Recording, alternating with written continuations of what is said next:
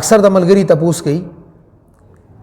مسپخین مونږ څلور رکعاته دی فرض امام سره چې کوم مقیم مونږ کوي مازدیګرن څلور رکعاته فرض دي او مسوتن هم څلور رکعاته فرض دي چې موږ کم جمع سره کوو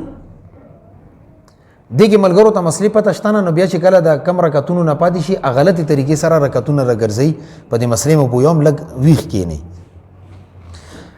امام سره امام جمع ودرولې ده کسره نه شریک شوي خبره ختمه ده امام سره سلام وګرځي خو کچري امام ته لاړې امام سره شریک شوي یو رکعت کړي دي دویم رکعت کې ور سره ته شریک شوي نه تا درې رکعت امام سره وکړو او یو رکعت امام نه سده پاتې شوی دی او چې دا یو رکعت ځان ته کوي آیا دې کې به صرف الحمد وای که الحمد سره صورت په وای دا مسله ده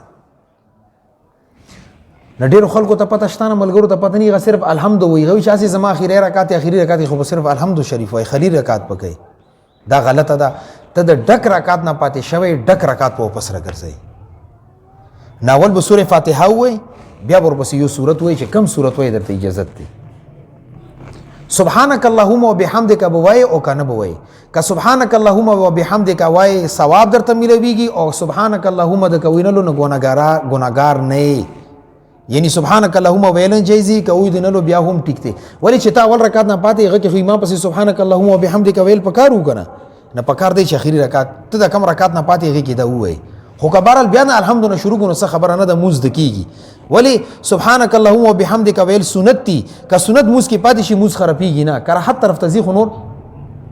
موز کیږي کبیت امام سره دو رکعاتو کې شریک شوی امام د نه دو رکعاته کړی دي نه کته خیالو کې ته دو ډک رکعاتو نه پاتې نه ته به اوس چې کم د دو رکعاته ځان ته کې دا به ادواړه ډک کړي هر رکعت کې به سوره فاتحه او سورت دواړه بوای زه به خبره باندې پوه شوي اور کچری الله دې نه کیته د دو رکعاته امام سره د خلی کې شریک شوی تا ځان ته چې کم دو رکعاته کولو غادن تشرکتونو کو خلی رکعتونو کو سوره فاتحه د ویل نماز نه کیږي دا کم موز چې څلور رکعات خلی دي دی موز مثال شریعت کې نشته ده زه به خبره تاسو پوهیږئ چې دریم صورت ورکې دا جوړیږي چې امام سره اخیری رکعت کې شریک شوی او سو رکعتونه پاتې درو نه پاتې شوی دا درې رکعت به څنګه راګرځي نه شریعت درته اختیار درکړی دی چې تا امام سره خلی رکعت کړی دی خیر دی چې کله ته امام نه پاسې دا خلی وکړه دا خلی به دواړه خپله کې جوړه شي اخیری دوه ډک وکړه دا صورت ټیک دی زما به خبره مې تاسو پوهیږي یعنی دا معنا چې صرف ځان ته کم امام نه پاسې دی اول رکعت کې دی کې صرف سوره فاتحه وای رکعت پورا کا تحیاتو کا بیا ودرېګا بیا اخیری دو رکعاتو کې سوره فاتحه اور سوره فاتحه اور سورت دوه ډک وکړه یو طریقه دا ده دویمه طریقه دا چې کله ته امام درې رکعات کړي د اخیری رکعت کې ور سره شریک شوي چې ځان ته ودرې دي دا رکعت ډک وکاول ځان ته چې کم رکعات کوي سوره فاتحه وای سورت وای اتحیاتو کا بیا پاسه سوره فاتحه وای سورت وای بیا چې کله اخیری رکعت پاسه اخیری رکعت ته شوکا دان ټیک دی یعنی د مطلب دا شو چې اول رکعت امام سره خلی کړي منځ کې د دوا ډکو کو او اخیری رکعت بیا خلیو کو دان ټیک دی